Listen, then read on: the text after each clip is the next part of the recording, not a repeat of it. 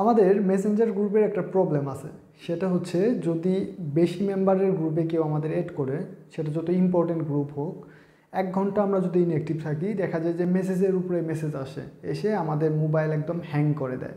তো এটার থেকে পরিত্রাণের উপায়ের জন্য আমরা কি করি, জাস্ট গ্রুপটাতে যাই আর লিভ নিয়ে নিই। আসলে এটা কিন্তু সমাধান না। এতে কি হয়, যদি ইম্পর্টেন্ট কোনো গ্রুপ হয় সেটা কিন্তু হারিয়ে যায়। এর সবচেয়ে ভালো সমাধান হচ্ছে গ্রুপটিকে মিউট করে রাখা। আমরা কিন্তু চাইলে গ্রুপটিকে যে কোনো সময়ের জন্য মিউট করতে পারি, বা একদম আনলিমিটেড সময় মানে একদম শেষ পর্যন্ত মিউট করে রাখতে পারি। আমরা না চাইলে সেটার থেকে নোটিফিকেশন আসবে না। তো এটা করার জন্য আমাদের জাস্ট মেসেঞ্জার গ্রুপটিতে যেতে হবে, তারপরে আমরা মিউট অপশনের সাথেই দেখবো ডান পাশে মিউট অপশন, এখানে ক্লিক করে দিব।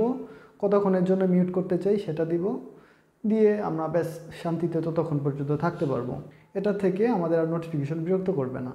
মেসেঞ্জার গ্রুপে আমরা আরও একটা সমস্যা দেখি যে 200 মেম্বারের এই গ্রুপটাতে যদি আমরা একটা নোটিফিকেশন পাঠাই, সবার কাছে সেই নোটিফিকেশন চলে যায়।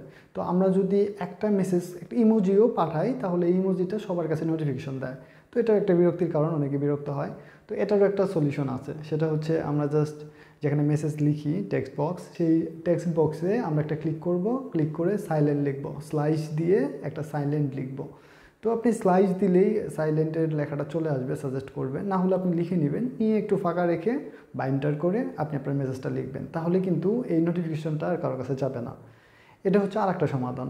তো আপনি যদি এটা জানেন যে কিভাবে গ্রুপগুলোকে মিউট করে রাখতে হয়, তাহলে আপনি যেমন অন্য কোনো গ্রুপ থেকে বিরক্ত হবেন না, একইভাবে আপনি যদি সাইলেন্ট মেসেজ পাঠান তাহলে কিন্তু কাউকে আপনি বিরক্ত করবেনও না। তো আশা করি এটা যদি আপনি না জেনে থাকেন আপনার উপকারে আসবে।